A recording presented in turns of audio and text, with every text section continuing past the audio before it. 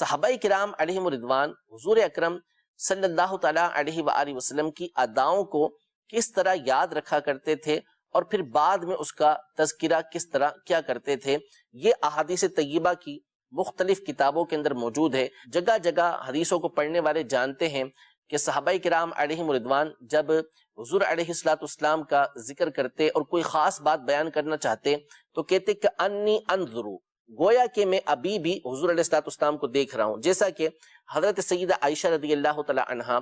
یہ ارشاد فرماتی ہیں کہ میں احرام باندھنے سے پہلے، یعنی جب حضور علیہ السلام کو احرام باندھنا ہوتا تھا تو نیت کرنے سے قبل نبی کریم صلی اللہ علیہ وسلم کو خوشبو لگایا کرتی تھی، اور جب حضور علیہ السلام طواف الزیارہ کے بعد احرام کھولتے تو اس وقت میں حضور علیہ السلام کو خوشبو لگاتی،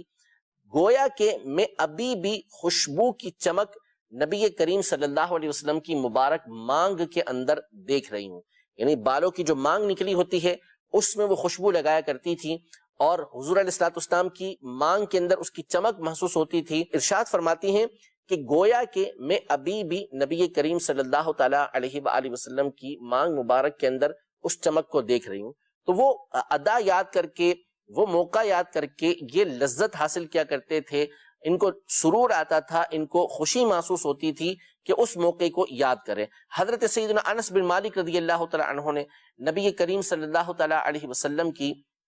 مبارک انگوٹھی کا تذکرہ کیا